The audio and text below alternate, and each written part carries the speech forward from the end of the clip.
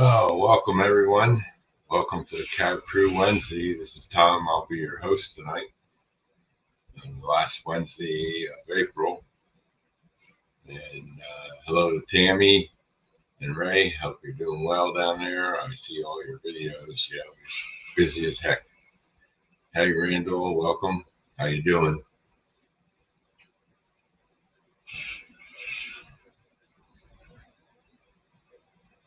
So, let a few more people chime in and see what's going on. I've been busy with my layout too.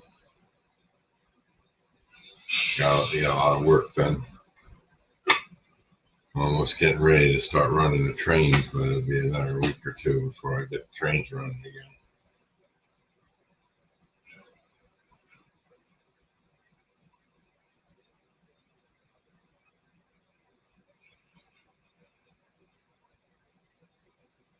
I guess everybody's busy tonight.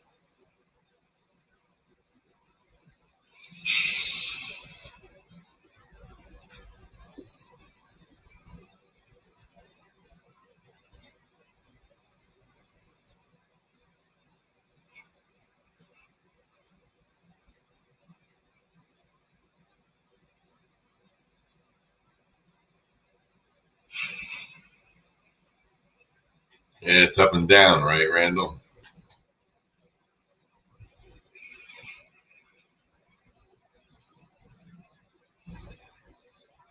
Hey, Dwight, welcome. How you doing, Dwight?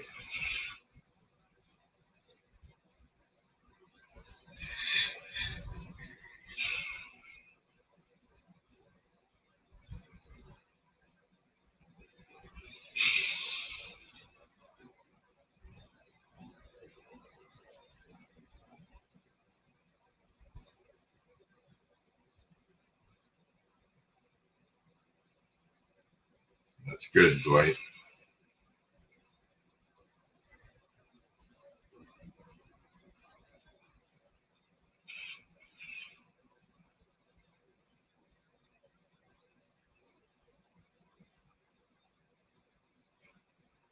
Hello, Rick.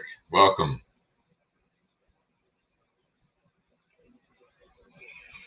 Hope you're doing well. Welcome to the show.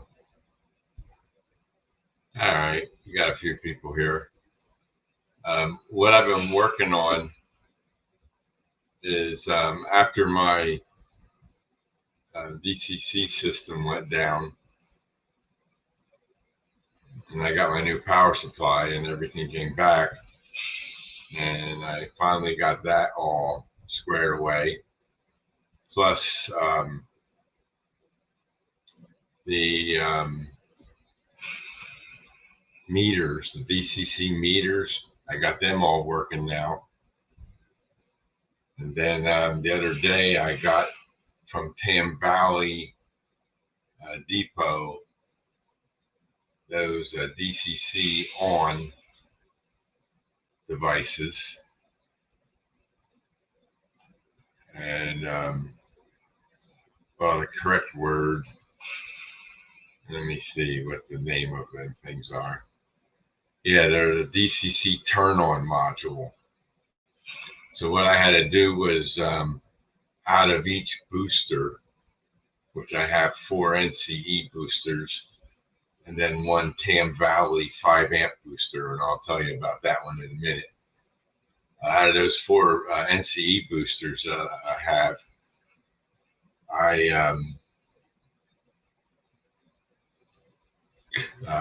cut the wire that was coming out of the booster, out of the track section of the booster, going to the EV1s. I cut that, and then I spliced in the DCC turn-on module, and that was that only took me a few minutes to get them set up, and then I mounted them underneath the layout there, labeled them. I got to label them yet, but I didn't do that part yet. But I got some wiring to clean up underneath the layout after all this testing I'm doing, and got them all in, and then turned on the system, and all the engines are back on the track now, and it worked a lot better. Hey, Bob, welcome.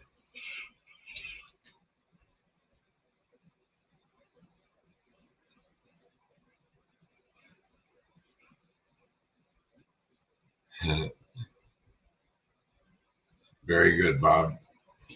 So, so that DCC turn-on module works good, because now I don't see no fluctuation on my meters now. When I was turning on the system,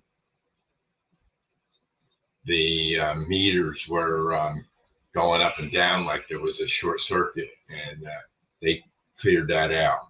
So all the sound engines that fire up and everything get taken care of by that DCC on track module.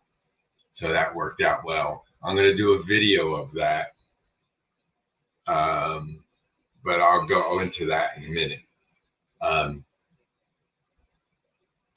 The Tam Valley DCC booster, the 5-amp booster, the power supply that I have on it only,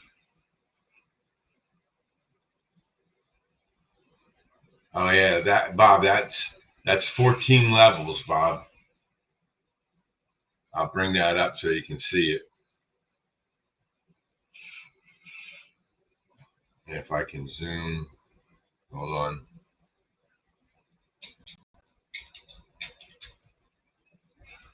Okay, I might be able to zoom out. Some of these cameras let me zoom out. No, they don't. But if I go up and down, there's the bottom, and then goes up to the very top. So that's the helix, Bob. Yeah. Well, that's the easiest helix you'll ever make. Okay, because it's all gator board. It's not wood. I don't have to sit there and cut all the angles and all that stuff. The members, that the pieces go up, they hold, and only limited by the ceiling height, right? Yeah. Well, that's an 8-foot ceiling, and the base is 4x4. So that's on a 4x4 base, and that's 2 tracks going up the helix. What I did was, originally I only had 4 levels, and that took me maybe a day to add on the other 8 levels. The first one only took me a couple hours to put that. Yeah, it's all gator board. Even the braces on the side, it's all made out of gator board. All you do is take your knife and cut it, and then you just snaps right off. It's sturdy too. No give, no bows or anything like that. And I put enough braces around all the way around, and it worked. It worked pretty well.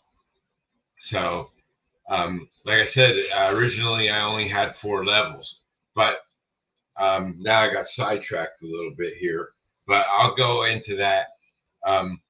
So on that 5-amp booster, the DCC from Tam Valley, I was asking questions about it. Hey, John Benicki, welcome.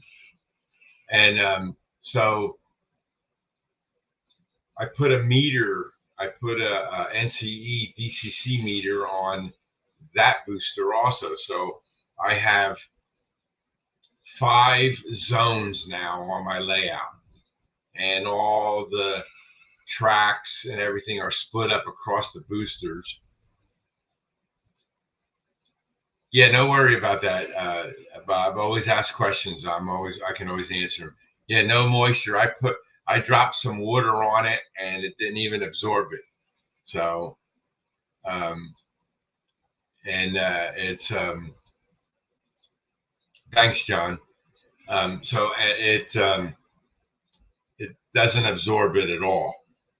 So, plus my house is not the humidity is minimal in this house here, so it's I don't have to worry about moisture in the air or anything like that. So back to my DCC 5 amp booster. So on the NCE meter, what it was doing was it was showing me the amps used, and on that booster, I have I have 3 bus lines on it, and that's all my DCC accessories. Now, the DCC accessories are the NCE um, lights, all the Mimic boards are on the accessory bus lines, and they run all those lights that we see, like here. There, that this is a turnout motor inside this building, and then that's the 2 red and green and red lights telling me what direction the turnout is in. So all those lights are all on the accessory bus line, and it's running about 3.8 to 3.9. I think it go up to 4 amps on those 3 bus lines, just with all the accessories on there. But the wattage, the volts is only 9 volts. And all my turnouts, the frog power, if it's needed, is on the accessory bus line also, not on the track power. So I then had these DP4s. They're motors, and they're only like that high, so they're very low profile. Because somebody on one of my shows, I was showing my views, and they saw the motors hanging down from the subway system. So I replaced those Cobalt IPs and Taurus machines with these DP4s. Well, the DP4s have 2 DCC in screws, and then they have a relay motor in there, and you have 3 screws. 2 are for the switch, and then 1's for the frog. Well, that auxiliary, I'll call it the auxiliary device inside the DP4 requires 12 volts. And that I found out later. And the motors were moving the turnout back and forth, but the frog was not staying powered. So I then had to move those to the track bus line, because I was getting 14 volts DCC on the track, and then it powered them and made the frogs powered. Because a week ago, I went around and tested all 62 of my turnouts to make sure that the polarity was correct on the frog, and all my turnouts have a powered frog. So there, that way the smallest engine can run across them with no problem. So then I contacted Tam Valley, and then he said, yeah, 9 volts isn't enough, and you need to get a different power supply. So I ordered a new power supply from Tam Valley, and that one there will give me 13 to 14 volts DCC, which will be good. Then I can move those wires that I have on the track bus for the accessories onto the accessory bus line again and make sure that they work. I'll know right away when I turn the meter on. If I see 14 volts, then I know I can do it. It won't be no problem. So that was shipped. Now I'm going to lead into one of my rants for the evening. Hey, Floyd, welcome. I don't do the rants like Jim and these other guys do. I just have one little problem, and that's the U.S. Post Office. Okay, the guy from Tampa Valley shipped out the thing the other day, and for 2 days now, all I see is that it hasn't been received by the post office yet. The post office is not scanning things properly at all. And if you guys have stuff coming in from the post office, just hold your breath when you think you might get it. So I haven't been doing any videos in the last about 2 weeks now, because my camera battery died. I showed you this battery before. It's an NP40. So I went on, I did a research and found out where I could order one from the United States, got a shipper out of California. So the shipper shipped it on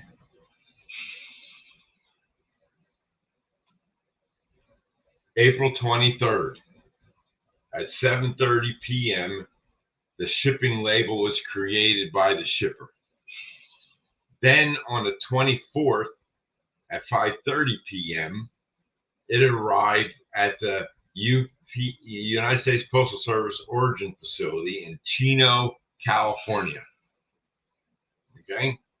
Then on the 24th at 6:45 p.m., an hour and 15 minutes later, it arrived in the regional City of Industry, California distribution center. And then the next morning at 3:28, it departed from City of Industry, California distribution center.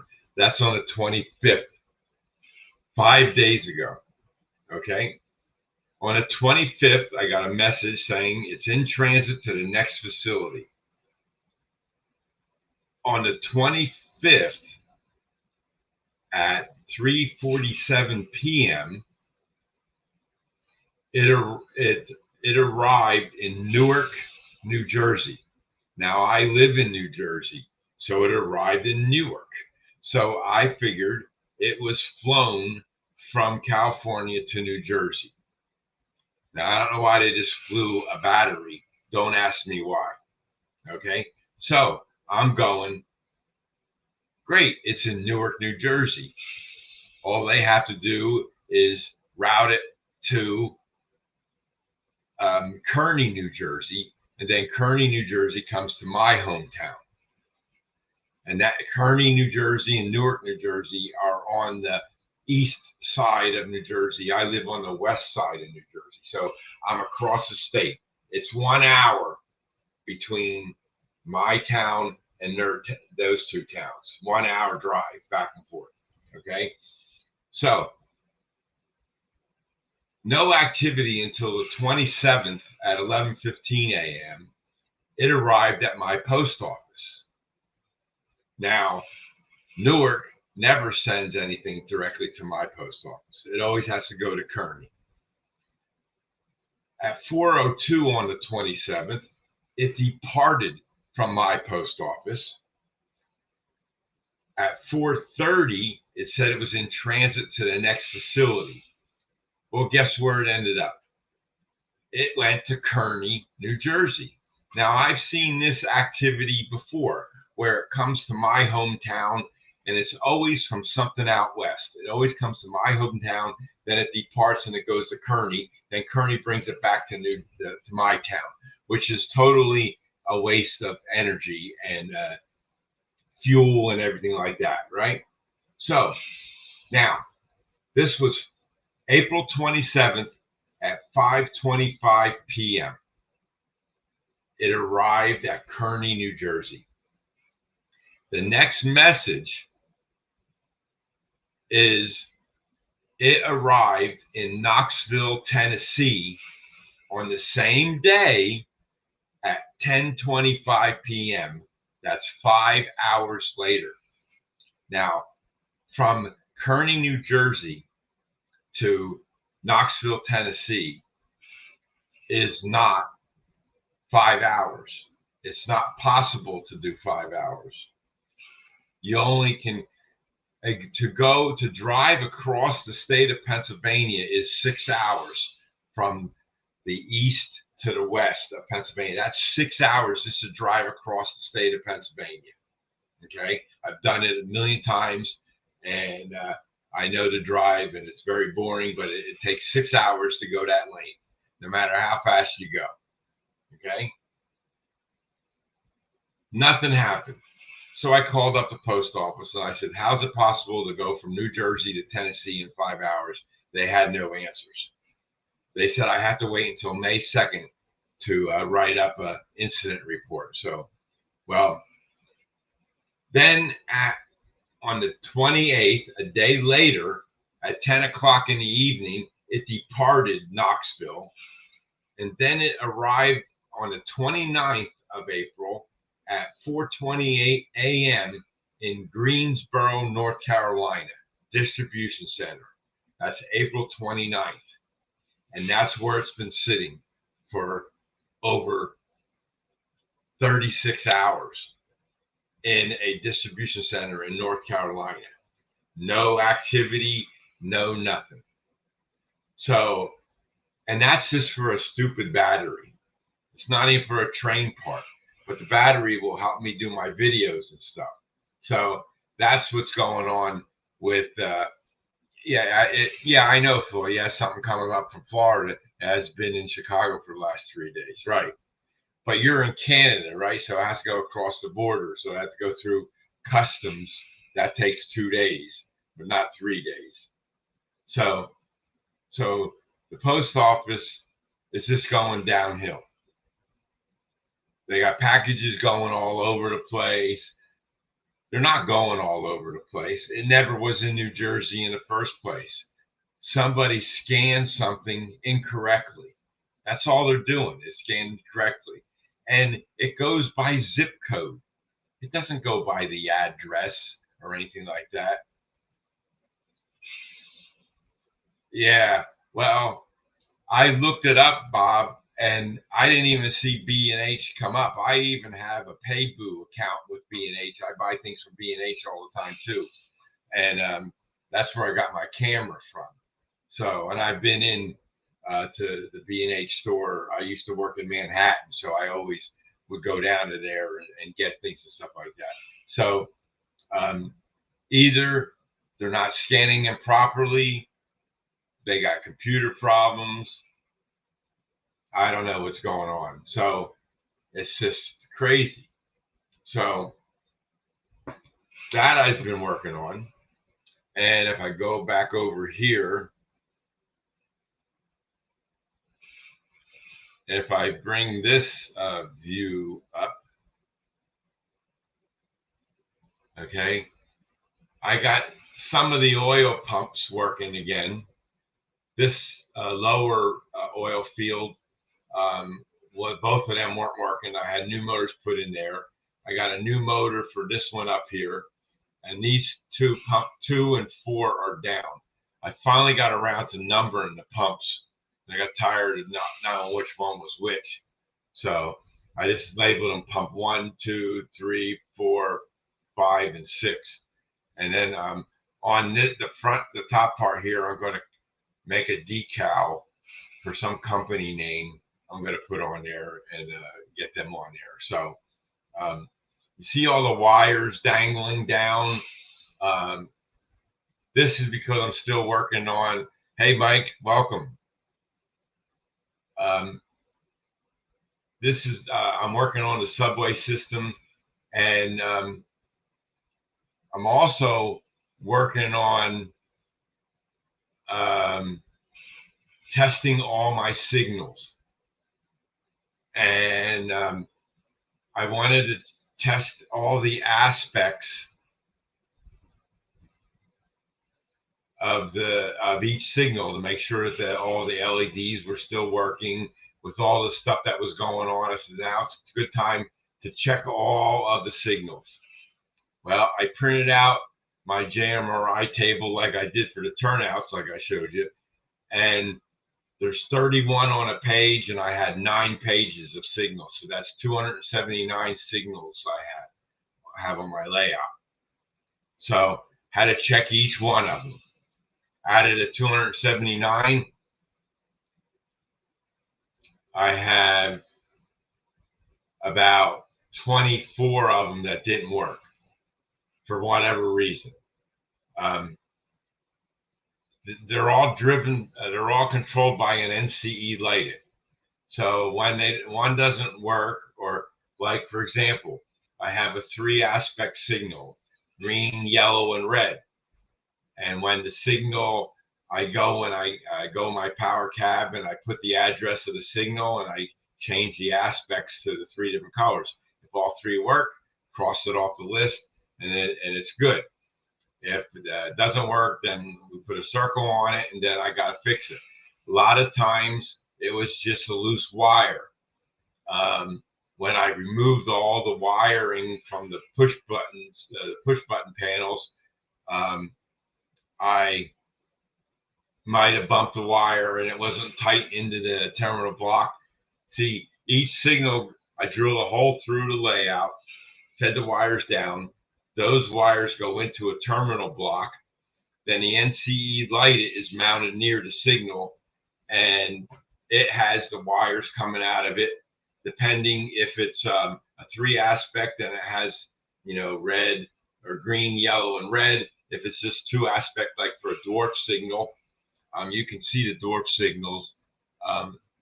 Those little black dots there are dwarf signals, and there are only 2 aspects, green and red. So I only have 2 wires, 3 wires on that, because one's a common and the other one's the red aspect and the green aspect. And then the terminal blocks, they go into the terminal blocks and I screw them in there. That way, if I need to take light it down, I just unscrew it from the terminal block and drop it down and work on it. So for some reason, I couldn't reset the light on the system, so I take it down, take it over to workbench on my NCE system on my workbench, and I would reset the light put it back on, and then it all worked. Let me see. On the lower level, where is it? No, it's on this level here. There's 2 signals going up the back side. The wiring is underneath here where I'm pointing with my mouse, if you can see it. I'm moving it around. They're underneath here, but they're all the way in the back by the backdrop, all the way back there. So I can't reach them from out here. And those 2 are working. The lights work. And when I was putting the light back into the light holder, it would go off and it would go on. So there's a loose wire somewhere. Well, the bus line goes along the back end of that layout by this backdrop here, you see, and it's back there and it's mounted up there in the layout, and it goes to a terminal block, and then I have 2 wires coming out of a terminal block that goes to a snubber, and that ends the bus line. That you put a snubber on there so you don't have noise in there. You like that Sara Lee car? Yeah. I have that. I've had that for a long time. And and then the Pepsi cars up there, and Workhauser, they're in those buildings there unloading right now. But anyway, the bus wire, I put a thinner wire out of the terminal block to go to the snubber, and then I clipped on these clips that I use to clip onto the bus line, and then I have these connectors that slip onto those clips, and that's how I plug in my accessories and everything, feeders and everything like that. That's how I use it. So that wire is loose on that terminal block. So tomorrow, Barbara's coming over, and we're going to remove this backdrop. I have to open up the two windows behind this backdrop.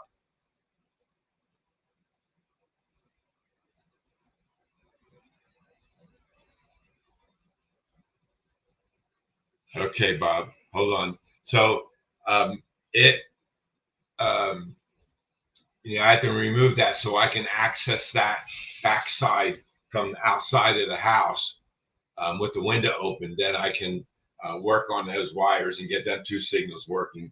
And then I only have two more signal. Well, one signal with the dual head on it, and I had to send that back to the guy that made it for me.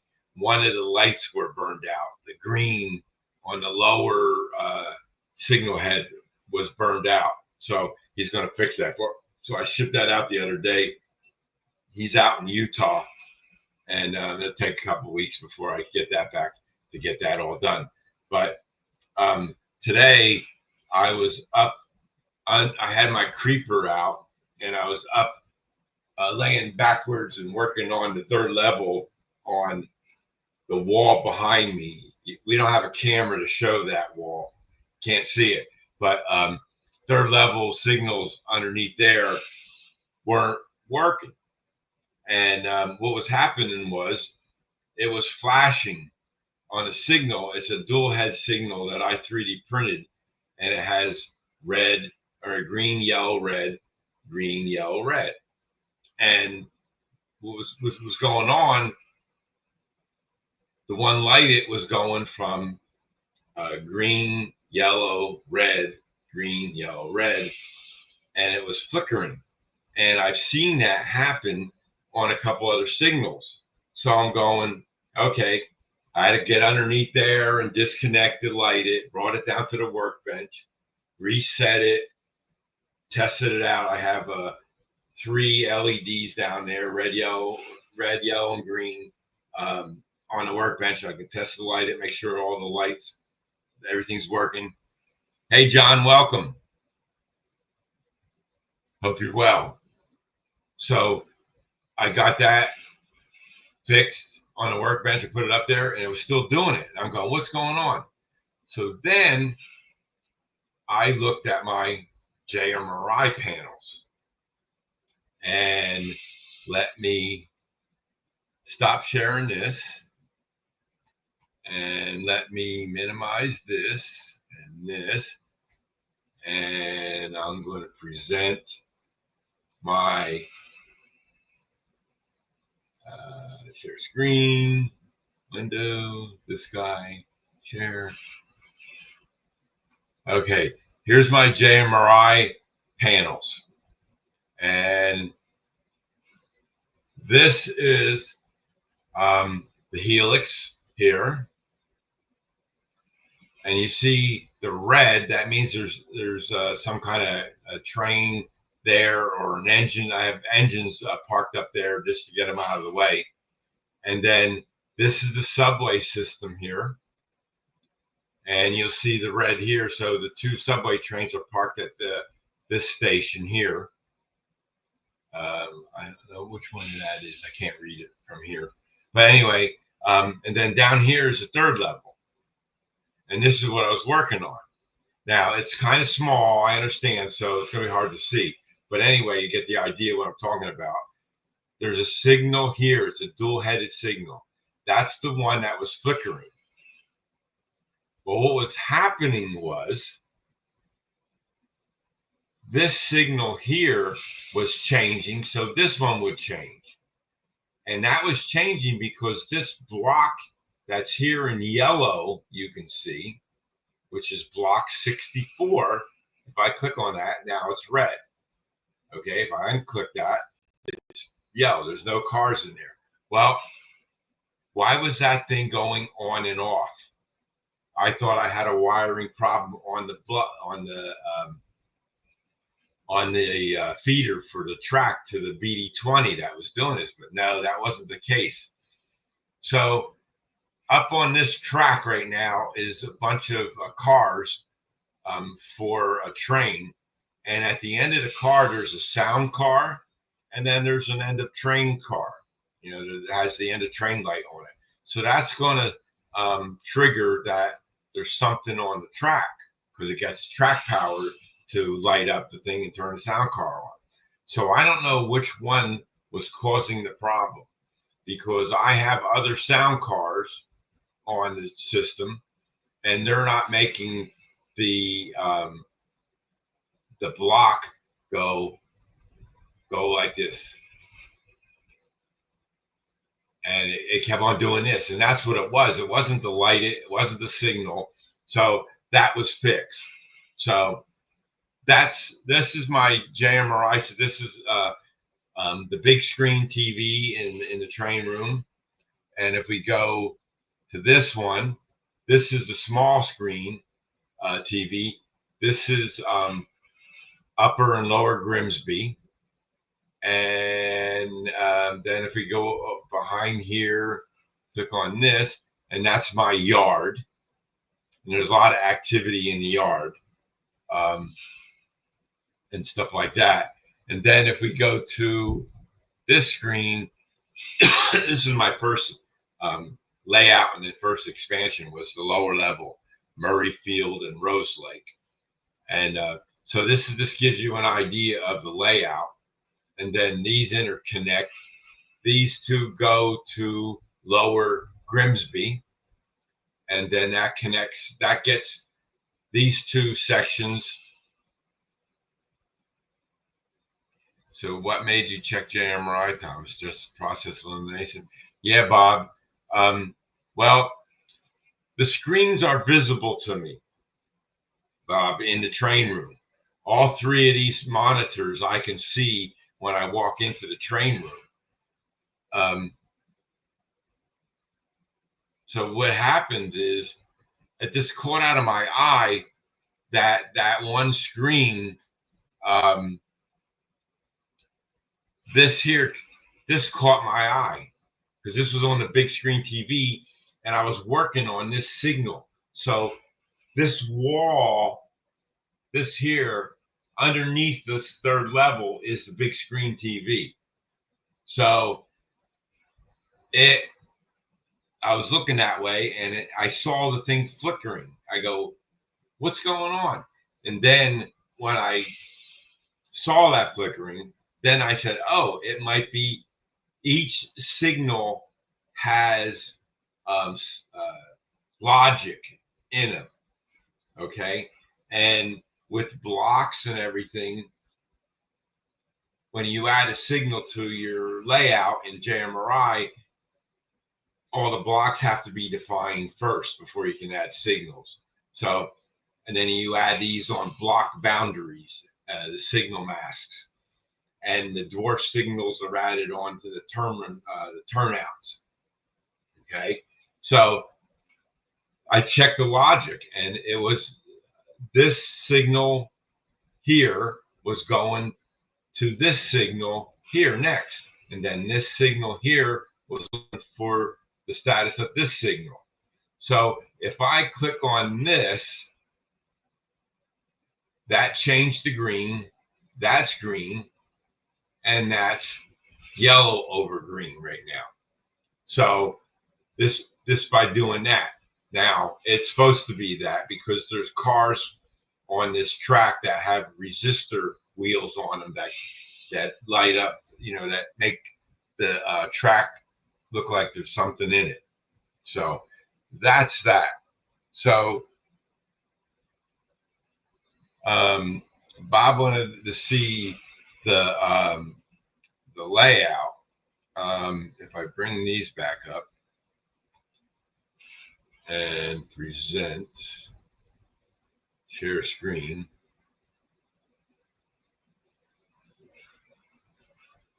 Okay, so let's go back to this. Let me see. I got to get to the right camera.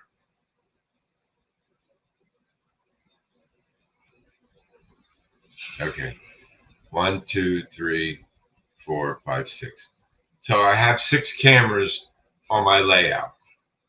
2 of them are in the subway system, and they're in the corner. So I can see each side of the subway system with 2 cameras in the subway system. The movement of the camera isn't working yet because I don't have the subway system closed up yet. I'm working on that. And then this upper one is also the subway system.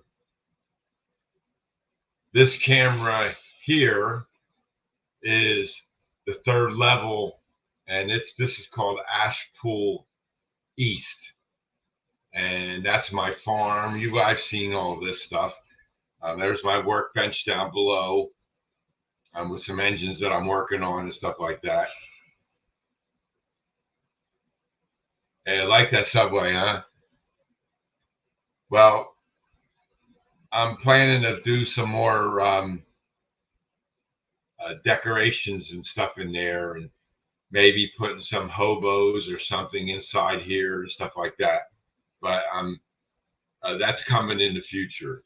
Right now, the track works.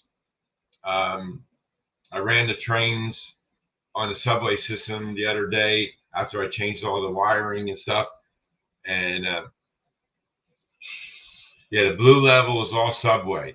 I have those LED lights in there, Bob, and it I can change the colors in there. And I thought blue would make it look cool in the subway tunnel. So, and then once I get the tunnel pieces, like, see, you can see the tunnel roof here, and then the lights are connected to the tunnel roof. I had to make a special clip, and I glued it on to the roof piece, and then I can slip the LEDs into the roof so that it wouldn't fall down.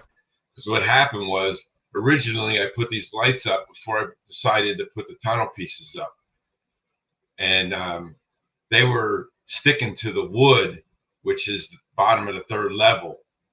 So I had to pull them down off of that, and then they stuck on to the film roofs, but then they started dropping off. So I designed a clip and glued it on there so that it would hold that up. So this is the one side that I have pretty much done. The corners are going to be no muggings yet. Some people have fallen off the track and the subway train hit it, and then it killed the person. So that happened because I was moving the subway trains out of my way on the one side, and I'm going, why isn't the engine moving? It got so far, and then I went over there, and a person fell off of the platform onto the track, and I don't know if somebody pushed him or he just decided it was end of life for him. So that's what I do on the subway. So if we go back, you guys seen the Helix. So anybody have any questions about the Helix? It has one, 2, 3, 4, 5 exit points on the Helix.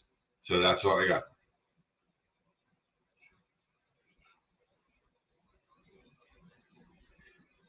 No, the tunnel roofs yet.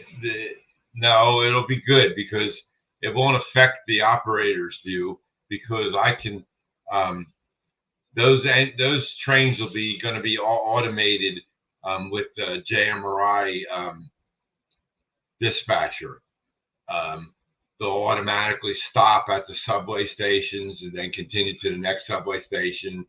stop there, continue, go, then go around, and and so that's what the plan is. And I don't have to worry about sitting there with the controller and running each one. I got like 12, let's see, 1, 2, 3, 4, 5, 6, 7, 8,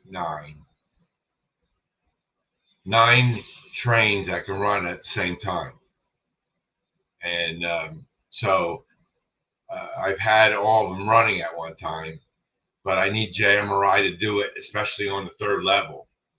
If we go to that level, Ashpool West, okay? Over here, you'll see some train cars. And if we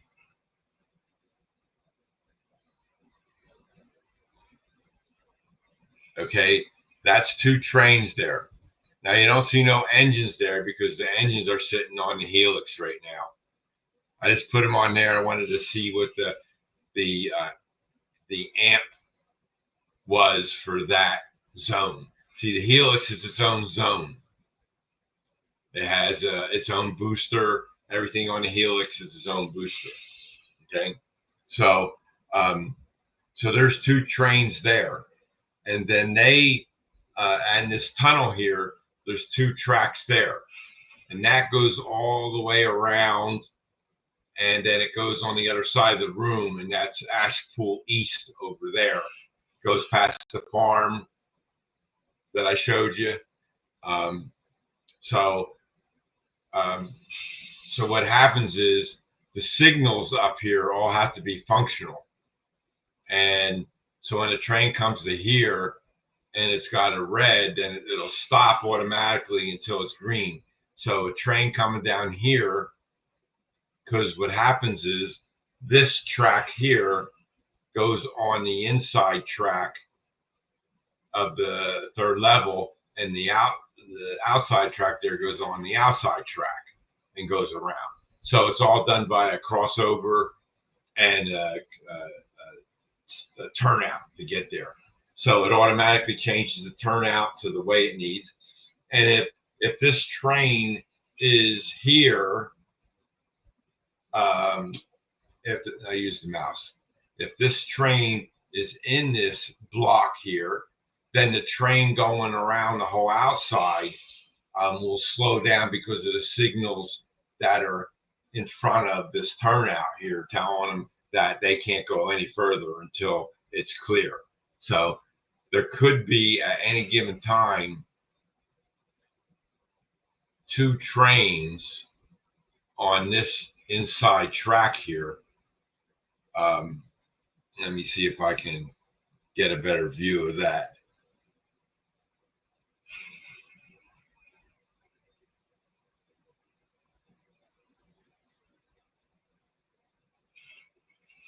Okay, so the train will come around and see where these tank cars are. That's the inside, and you can't see the outside track there.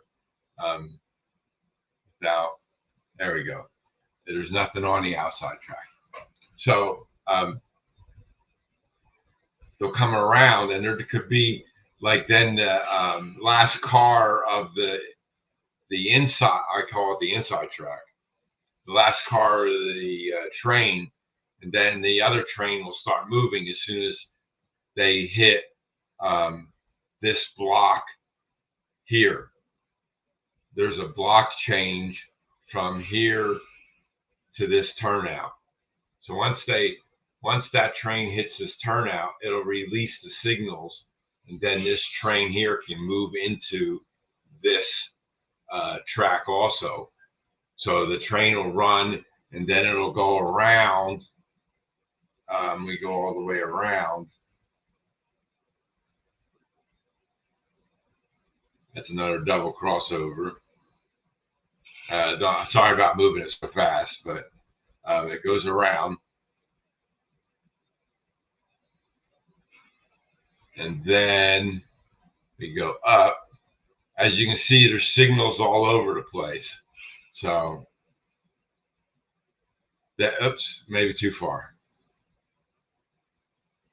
Okay, so it's coming around on the inside lane, then it's going to go all the way, and then the turnout is behind this distribution building here, and then it'll switch the track, and then it'll go on the inside track and go around here. Then the outside, the larger train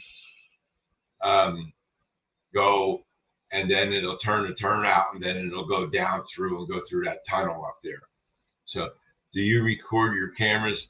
Yeah, Mike.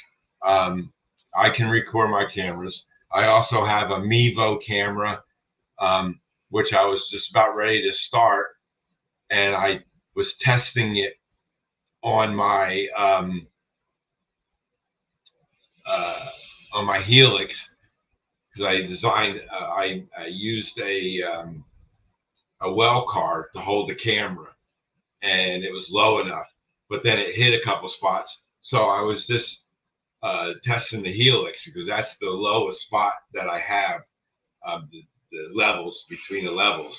And it's not that the levels aren't high enough. I can run double stacks in there, but the only problem is I ran wires across the bottom of the track in there.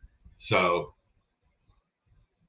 it's it was hitting some of those wires, so I had to tape them up a little bit better and stuff like that. So let's see. The imagination criteria here is over the top. So well done in the engineering signaling programming. Thanks, Bob. Appreciate that. Yeah, it took a while. Okay. Let's see. Ooh, we almost can see. Ooh, I might be able to show you the monitors. Let's see if we can. I don't know if this camera can get down that low. Let's try it.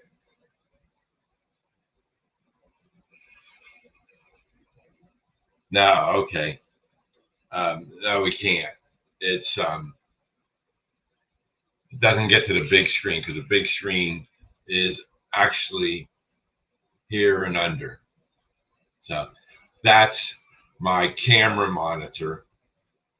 That's the laptop I usually do my streams from. But as you can see, it's covered with supplies. And my desk was cleaned off. There's my creeper. That's the handiest thing I've ever had. I could go up there, I turn around and lay backwards on that, and then I get underneath, and then I can reach up this way, and it's not comfortable, more comfortable than reaching over a ladder trying to get up into some of those places. So I'm almost to a point now where I don't need that now. I can break it down and then put it in the closet. So it's just out there because I'm using it a lot lately. So my desk was cleaned off and cleared, but after I put in those DCC turn-on modules that I was telling you about earlier,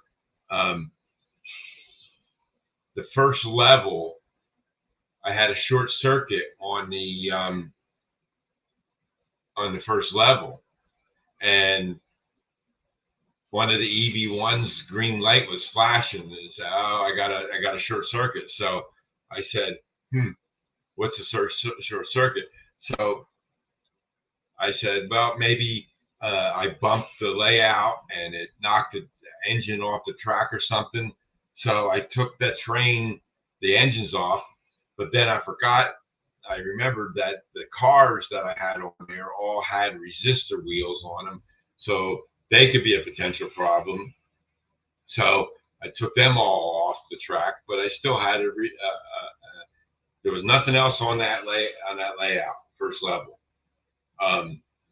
That's on that EV1. The other side of the first level that has two EV1s, one for each main line down there. There's two main lines on that other side, and each one has its own. Each bus line has its own EV1. So I got 18. I got 22 bus lines. 3 of them are accessory bus lines. 3 of them are AR10 bus lines. So they have their own,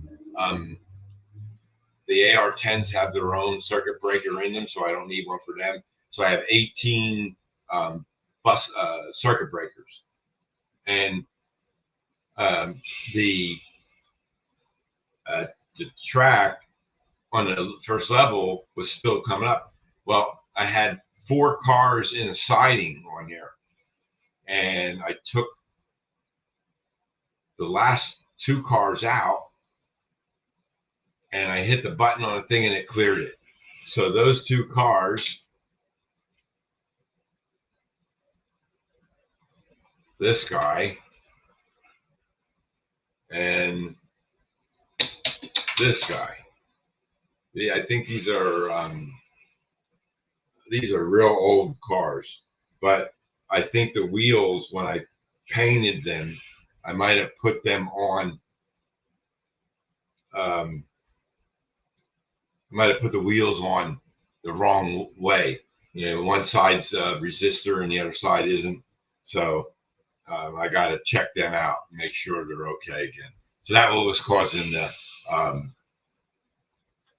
the breaker to go.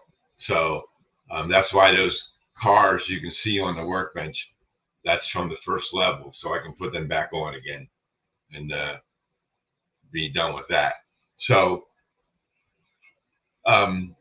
that's the third level. That's what goes on there. Then the, if I can get my mouse going here.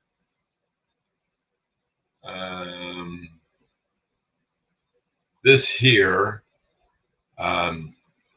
this is the yard. I have a scrap yard up there in the back. You can't see it. All that backdrop, which you can't see because all the wires are on it, I just put that up recently. That's a freight yard backdrop, and then it goes onto the helix in 2 different ways. This side and goes over that way to get to the helix. Up or down, you can go. And then, like I said, all these wires up here will be all hidden once I get done working in this section.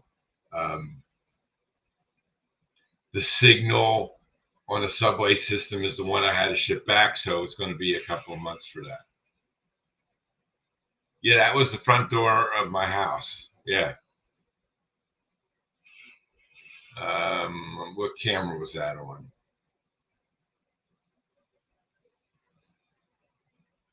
And this camera here, next to the creeper, that's my front door. And if we go, if I get my mouse on the right screen, we go over this way, that's the door. There's a pocket door there, and that goes into the dining room, which is right off of this door, off of the train room. And then the kitchen is over there. And then to the left is the living room, and back behind that is the bedrooms and the bathroom. So it's all one level. That's what I wanted. No going up steps or anything like that. No need to do that. As the older you get, you don't want to climb steps. So, and then if you go this way more, behind the helix, there's a double sliding door. And the sliding door slides behind the helix. That was by design, so I could open the door. That's how I let my dog go in and out and stuff like that. So he used to have a cage, and it was right here. Then I moved it into the other room, and he just sleeps in there at nighttime. Now he comes in my room every once in a while and sleeps with me.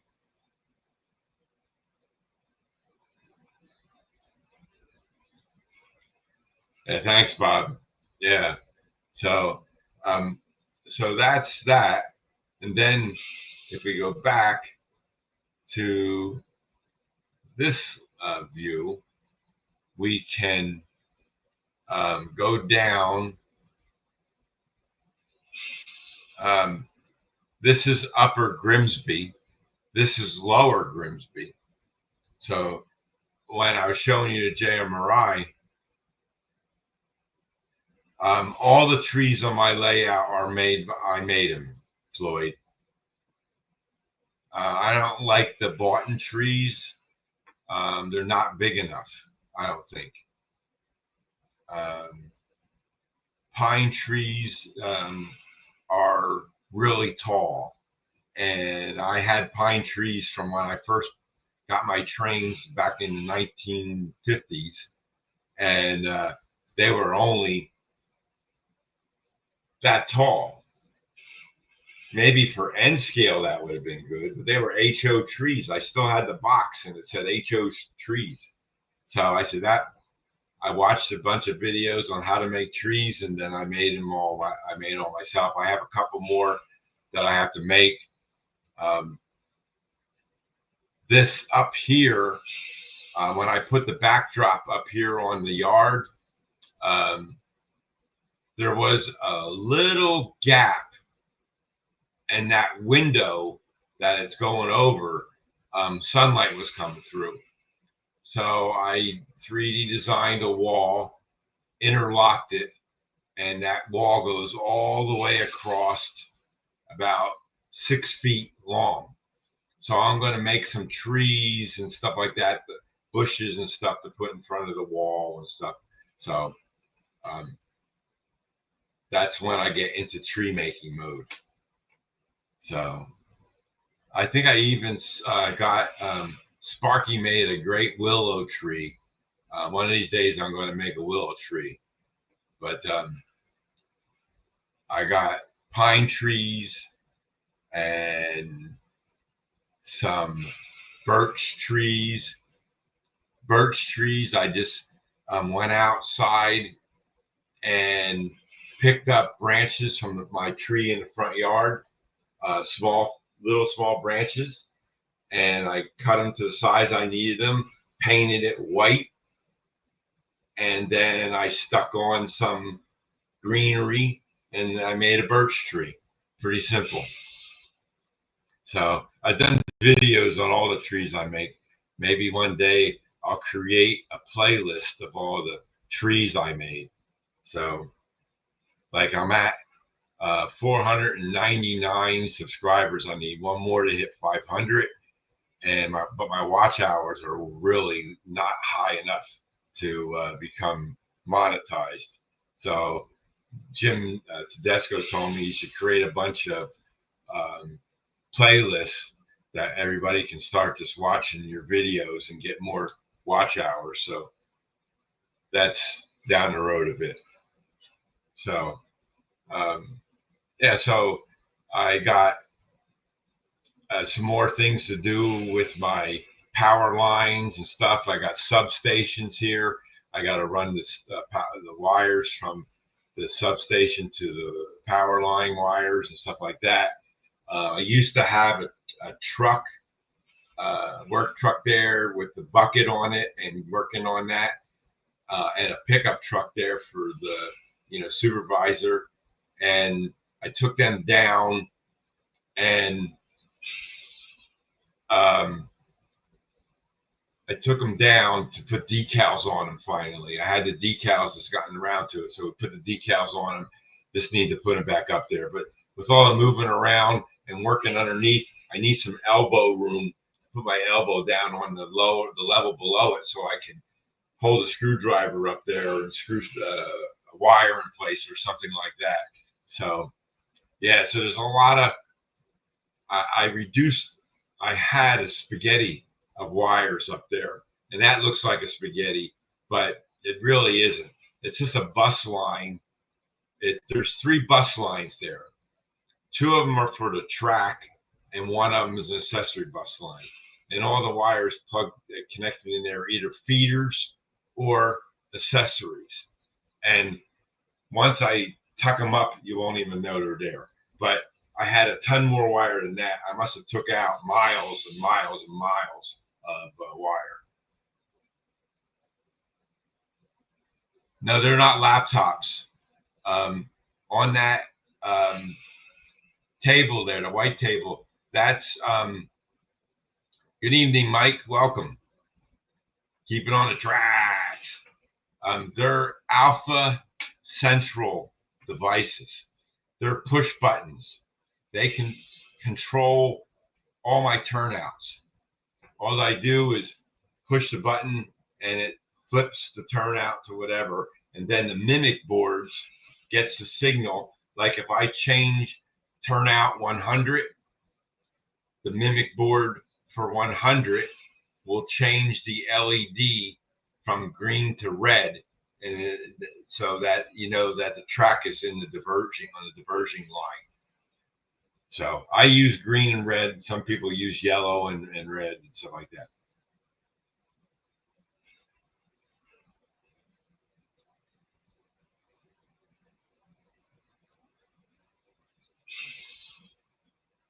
Thanks, Bob. Yeah, so it's like um, when I first started out on YouTube, I started watching some stuff about trains because I never worked on DCC before. I had DC, and so I started watching, and then I got hooked up with Rick the Tree, and he told me, "Hey, get on YouTube, create a channel, and this and that." And so he got me started on YouTube, and watched a lot of videos on how-tos, and a lot of people helped me out with issues that I had, and the vendors all have been very helpful. Some of them you can't call; you have to work with emails. I'd rather talk to people than through email, but sometimes you can't do that. So Rick got me going on YouTube also. Nice, Mike. Yeah, yeah. So it was yeah. Rick got me started on YouTube because I saw his channel. I watched one of his videos and I commented on it, and then he said, "Hey, you know." We started talking on the phone a bit, and then he told me how to set up YouTube and all that stuff. So it's pretty interesting. So, like, here's an example. See this bridge here? This control there's 4 dwarf signals on this bridge. And this bridge was made by Rich Patilla at Custom Signal Systems, and he made a lot of my signals before I got into 3D printing them.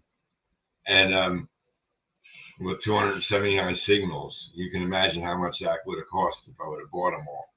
So the whole yard is all 3D printed signals except for one. I had him make me a special one for a dual-headed one. And so all of them work except for one. And I took the lighted out, and it wouldn't work on the workbench. So I had to replace that lighted. So I bought a 6-pack of lighteds because right here I talked about this before. I added this second siding to this mill here and added those silos on there. I got to add some lights and stuff to that, and some workers around there and stuff.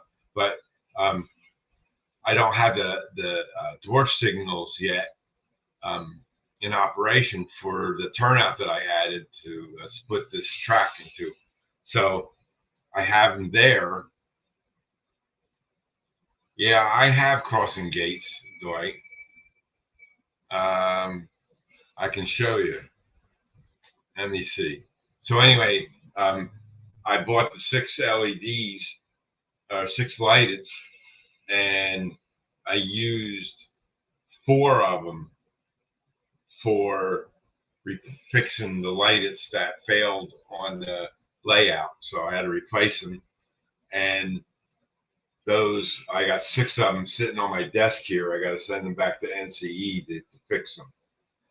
So they have 6 other ones on my end, but they haven't had parts. So then I had to order another 6-pack from a guy, and hopefully they'll come in and I can get the mother turned out. That is dwarf signals working. So you wanted to see my crossing, Dwight? Let's see.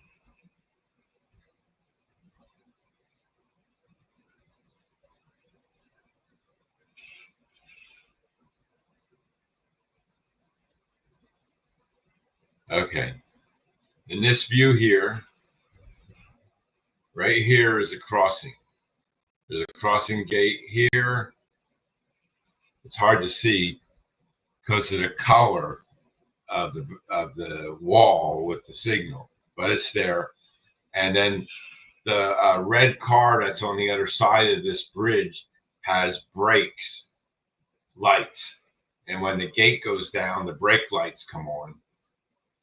And then when the train comes through, the gates come down. It gets to a certain spot, and it then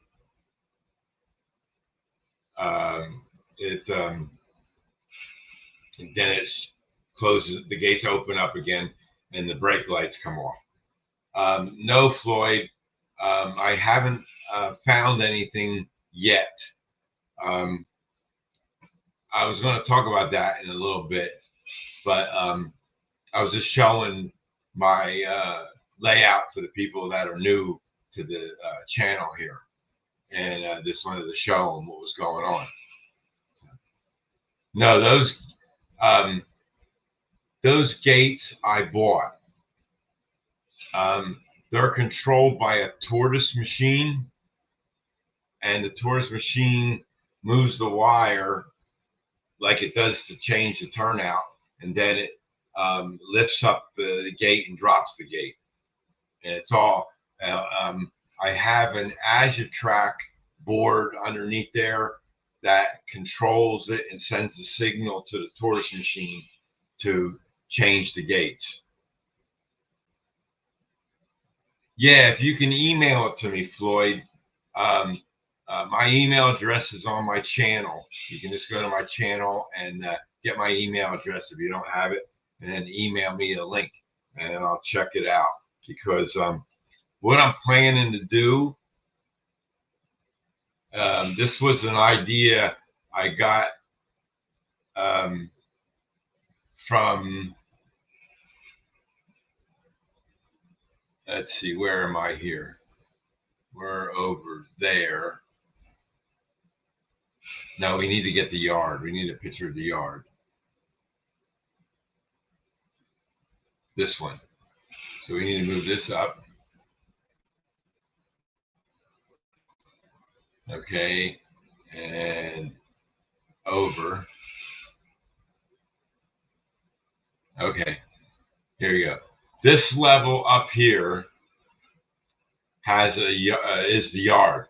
And on there, I'm planning to put, thank you, Floyd. I'm going to put a point-to-point track up there to move the crane back and forth. This was something that Jim Tedesco wanted to do, but he's printing. I'll do the yellow one; it'd be easier to see. He's printing this guy, and I think this is too small, but he's going to have static. See, I want to run it back and forth. I don't want it to just sit there as a display. So I like automation stuff. So I have an NCE mini panel, and in the mini panel, you can set it up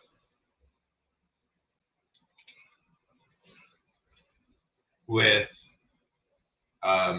selecting an engine and telling the engine to go, and then it goes to the end of the track, and you need a reed switch in the track.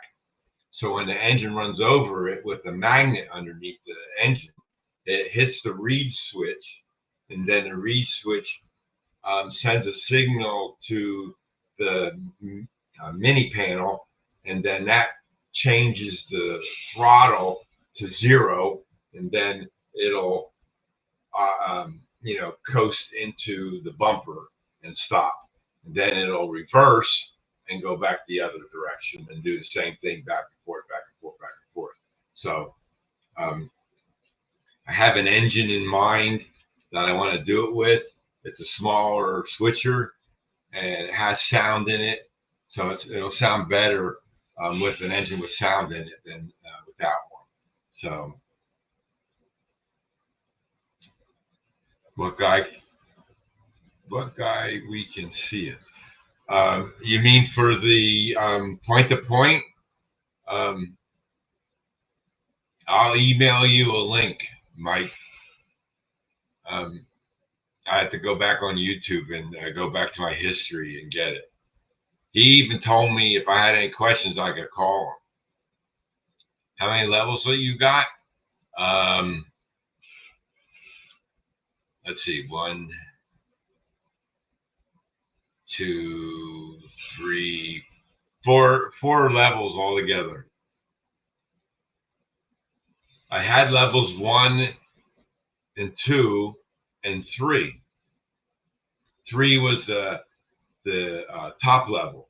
That was the 3rd level, and that was the helix at level 14, going through the wall to get there. Yes, I do. And then I said, boy, there's a big gap between level 2 and level 3. So I sandwiched in level 2A, we'll call it, I guess. And thank you, Floyd. Then I put in the yard, and I had to work out on the I have 3 holes in the wall, Mike. You're going to catch up to me or have even more. That's on the beam. I don't know if we can see the beam from the cameras. Let's see. Let me see if I turn this around this way. No, we can't see it.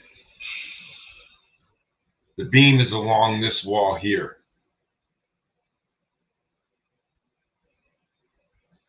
That's what the 3rd level back behind there is anchored to, is that beam. Right. Well, it took me 2 days to drill the 2 holes when I made the 3rd level go into the other side of the room. I had drilled the hole to go into the 3rd level a long time ago, and that wasn't too bad. But I had a hole saw, what was it? I think a 4-inch hole saw that I used, and then I just chiseled away.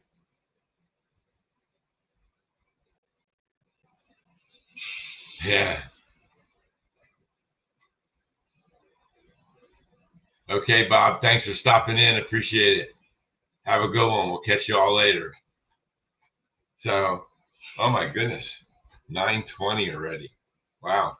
I usually don't stay on this long.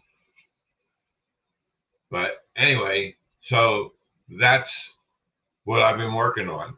And with checking out all the turnouts, that took a day. 60 turnouts on the layout, that took time. Then had to fix a couple, this and that. And 279 signals, that took a couple of days to check them all out.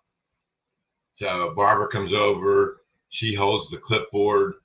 I work the power cab, I work it and I change the aspects, and then I tell her if it's good or not. And then I come over to my computer and document the ones that don't work so I know what to check and everything. Yeah, it all takes time, right? So it's a lot of work, and um, it just takes time. So, but like I said, I put a lot of engines on tracks. Like there's my only Conrail engine I have that's sitting there. Um, I tried to back it into that engine house. I wanted to store it in there, but it was hitting the side. So I had the building glued to the foundation and I can't move it. So what I did today was I grinded down the wall by the door, and then now it fits in there. So I got to run it and move it back and forth just to make sure everything's good. So part of it in there, that'll be a workhorse for the yard. I got another engine for the yard, and I got an engine for the lower yard. The lower yard is on the first level. Um, Sorry for moving the camera too fast. The lower yard is this here. That's a passenger train parked in there. That passenger train ran on this track for forever. Then all of a sudden it started derailing. So I took it off. I got another set of shorter. These were 71 footers. And this here radius is 18 or 15. I don't remember. But they ran around it. It was good. I mean, it didn't look nice. So I got shorter cars. And I have three double stack cars that I'm having trouble with. They have lights in them, but when I fix this bridge so that a double stack can go underneath them now, and then even a double stack well car can go underneath them. So I have two over here, two 32-foot flat cars with the double stack containers on top of them, and they go underneath there no problem. I took a well car with double stacks and ran it under the bridge now. I only had to lift it up a half an inch. It wasn't that bad. So replaced all the track, ballasted it all. It's all ready to go, and stuff like that. But I couldn't get the Mevo camera to go underneath this either. But now that clears it on the well car. So the Mevo camera on the well car is the tallest car I have. So if it goes through anything, anything can go through it. So then I'm gonna, with that, I can live stream right from that camera, which is going to be something else that I'm going to be doing. Yeah, yeah. Well, if I had a electric drill, I wouldn't have took so long making the holes in the wall. Those damn battery drills, you that wood up there that made that beam was tough, wasn't easy, and I had to charge the battery on the drill many times to get it to complete it. So I'd rather have electric drill bit. But so that's why I raised that bridge so that I could run the Meva camera underneath there. And then once I got the Meva camera underneath there, I said, oh, I can run double stacks on there now. So I'll see which ones will work, and then I'll add them to this freight train here. So I'm hoping to, Floyd. I gotta see about getting passport and stuff. So it's going to be tough to get one in short notice. But I had one, but it expired in 2001, I think. So I don't know if it's if I still can do it or not. I got to go to the post office and check it out. Yeah, that's what the same here, Floyd. So, all right, folks. Well, it's almost 9:30, and I just want to thank everybody for coming in. I appreciate everybody, and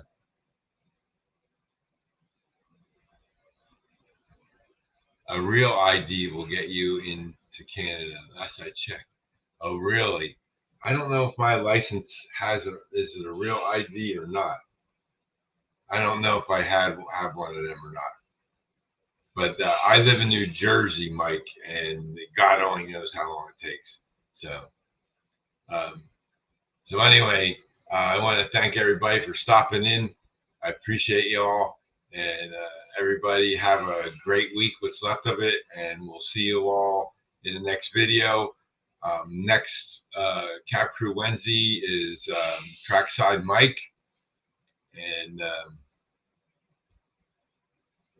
I hope to see you all then. And everybody take care, and like I said, enjoy the rest of your week. We'll see you all again soon. Everybody take care, and I'll catch you all later. Thanks. Bye.